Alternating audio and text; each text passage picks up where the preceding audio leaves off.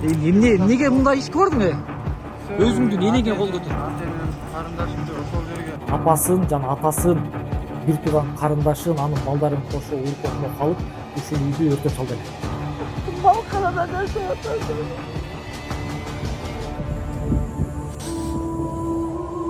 Ата-энем коркуп атат.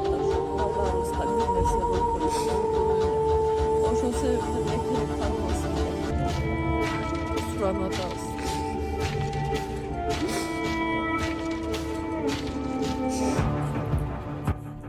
Салам достор, сиздер менен мен Азаке, Элипсум YouTube каналы. Туугандар, бул чыгарылышты көрбөй туруңуздар. Токмок шаарында өзүнүн апасын уртокко алып, үйүн кошо өртөп салган бала кармалып, бүгүнкү күндө баш коргоо чарасы ушул сот залында каралып жатат.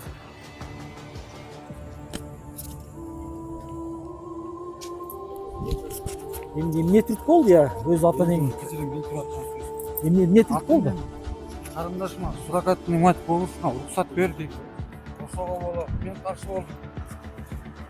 Ошонун себебинен ушинтип өзүңүздүн апаңызды урууга түрткү болду, Балдарына карабай кетти. Баласы 7 класс сабагын бүтүрдү, бир китеби жок бүтүрдү.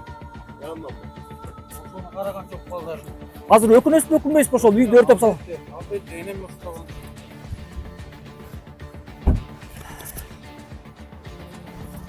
Туугандар, ушул Токмок шаарынын милиция кызматкерлери кармап санкцияга алып келип, баш коргоо чарасы каралды окшойт. Азыр мына жанагы юрист бул уулун соттон алып чыктыңар, тез аранын ичинде эле соту жүрүп кетти же кандай? Бул кылмышка шектүү кылмышкердин баш коргоо чарасы каралды да. Бул азыр кармалгандан кийин баш коргоо чарасы же эч жака чыкпоо тил кат менен кое береби, же коомчулуктан обошолонуп өзүнчө кармалабы, СИЗОдо изолятордо кармалабы, ошону баш коргоо чарасы каралды. Ошонун жыйынтыгында сот 2 айга баш коргоо чарасын. Демек, тергөө иштери азыр кайра уланат экен да? Тергөө иштери уланат. Азыр негизи жанагы эмне менен камалып атат, алар коюлбаптыр да. Жок, азыр эмне менен камалып атат, ошол коюлду. Азыр буга чейин жана арыздын негизинде кылмыш иши козголуп, 131-беренде менен. Анан издөө иштери уланып аткан. Анан издөө иштери уланып кармалды, шектүү. Кармалгандан кийин эми ошонун баш коргоо чарасын аныктап алып туруп, андан кийин тергөө уланат. Тергөө жүрөт, 2 ай бою тергөө жүрөт. Анан эгер 2 айда тергөө бүтпөсө, дагы караш керек болсо, анан же өзгөртүлөт, узартылат баш коргоо чарасы. Же ошо 2 айдын ичинде сотко өтөт иш. Андан ары ошо сот териштирет. Эми баягы ушул көрөрмандардын атынан сизге да бир сыйра рахмат айтып коеюн. Анан туугандар, бул Нурсултан Муталип уулу менен мен 2 жылдан ашык болду тааныганыма. Бул жигит эч кимден ушул бир тыйын албай, ушул жалаң жетим балдардын, жесир аялдардын, жалгыз бой энелердин укугун коргоп келет. Андан сырткары ушул үй бүлөлүк зордук зомбулукка бир татаалдаштырылган мыйзам чыгарылыш керек деп демилгелеп жүргөн жигиттердин бири. Анан учурдан пайдаланып бир суроо бере кетейин. Негизи мындай ушу 2 жылдан ашык ушул үй бүлөлүк зордук зомбулукка каршы чуркап күрөшүп жүрбөйсүзбү? Үй бүлөлүк зордук зомбулук кайра кайтала бербеш үчүн алдын ала алыш керек. Ошо кандай жолдорун мындай сунуштайт элеңиз? Биринчиден бул ишке аралашкандын себеби аргасыздан. Ушундай коомдогу ушундай зордук зомбулукту көрүп туруп, анан адилетсиздик көрүп туруп, анан тескери карап өтүп кете албайт экенсиң. Айла жок, ошо өзүбүздүн жарандарыбыздын таламын талашышка туура келип атат. Экинчиден болсо, бул зордук зомбулук маселеси өтө курч болуп кетти да. Күндөн күнгө күчөп уланып бартат. Анан бул маселени чечиш үчүн бул жаза маселесин катаалдатыш керек, күчөтүш керек. Мына эми үй бүлөдө эми ар кандай болот, бүгүн сабап коет, эртең туугандар аркылуу ортого салып атып, тигинтип минтип атып, эртеңки күнү байкуштун кейпин кийип калат да, баягы мыкаачычы, зөөкүр. Ошентип атырып, алдап салып отуруп, кайра эле тосмар жаздырат, эртеси чыгып кетет. Анан кайра баягысын баштайт. Анан көп болсо мына колуңан келген ушул деп анан баштайт да. Баягы анан сөзсүз эле муну бирөөнү жеп жуткандан кийин, нечен тагдырлар талкалангандан кийин анан ай деп өкүнүп кайгырып башты кармап отуруп калбай, жазаны күчөтүш керек. Тосмарыз иштебегендей кылыш керек. Жанагындай факт катталдыбы? Күнөөсү далиллендиби? болду, жазасын алыш керек.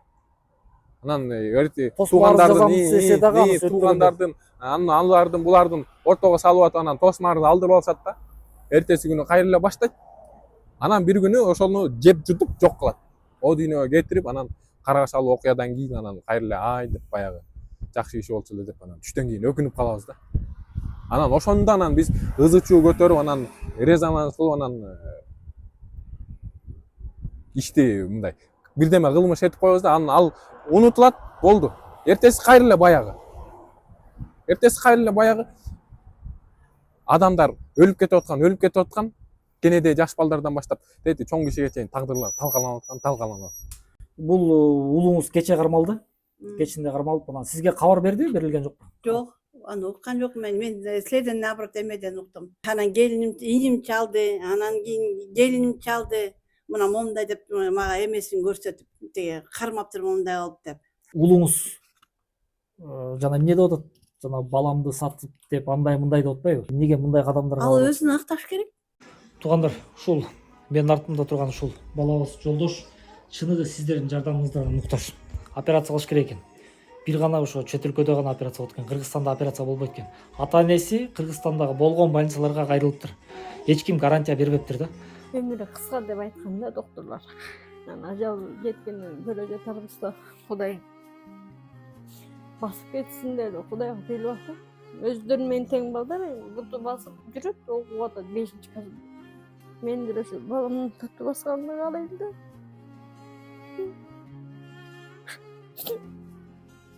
Көрөрмөндүр барып деп турду. Баш кыйын. Тысып оорус менен ооруйт. Башына да давлениеси деп чыккан. Индияга же Туркияга операция кылышыбыз керек экен. Бутуна бирдеме коет экен да. Ага ол дарысына дагы бүт сатып берет экенбиз өзүбүз. Кайрымдуу кыргыз элим четте карап турбай ушул Жолдоштун басып сакайып кетишине салымыбызды салып калалы. Апасынын Мбанк номери жана WhatsApp номери 0999 30 0983. Мээрим М деп чыгат. Туугандар, келиңиздер. Колдон келишинче жардамыбызды берип коелу. Бул эмне деген жакшылыгың? Кайсы бетиң менен мен баламды сат деп айтып атасың? Муну өтө уят. Балам, төбөңдө Кудайды ансы тилесең Кудайга жакпаган иш кылдың балам. Мен эгерде ичкичи аял болуп, көчөдө жаткан аял болсом, анда мен вообще сага сүйлөбөйт болчумун. Сени көрөйүн деген дагы азыр көзүм жок болуп калды. Сени жана көргөндө ыйладым. Азыр эми мындан кийин ыйлабаймын. Потому что жүрөгүмдүн бир жак четинде жок дегенде жылуулук бар болчу сен үчүн балам. Ушинтип калып айтканың үчүн азыр менде деген андай жылуулукта калбай калдырган болуп калды. Бирок дагы эле баламсың. Сага тосмарды жазып берип койбойн деп монтип юрист баланы неметтим. Балам, юрист балага колуман эме жазып берем. Мындай мен аны көрбөй эле коеюн дедим. Сени мен уже көрбөй эле коюшум керек болуп калды. Сен чын айтканыңда, калп айтканыңды дагы баардыгын тең мен могу жериме батыра албайт экенмин. Көкүрөгүм уже мен жарыла турган болуп калыптыр. Эмне себептен ушундай бала болдуң сен балам? Туугандар, апанын айтып атканы ушул акыркы жолу уулуна жолугуп калсын, уулун көрүп калсын деп ошо апаны алып алып ошо милиция кызматкерлеринин роудунун Роудун оозуна барбадыкпы? ошо милиция кызматкерлеринин ошо роудунун оозуна барганбыз. Апаны көргөзүп жолуктуруп алып депчи. Анан апа ошо жолуккандан баш тартты. Апа, учурдан пайдаланып ушул видеону сот өкүлдөрү көрүп аткан болсо, сотторго эмне дейт элеңиз? Сот өкүлдөрү көрүп отурса, муну деген жана 31-ci берене боюнча эле эме кылып коюптур. Бул жана эле жана хулиганчылык депчи.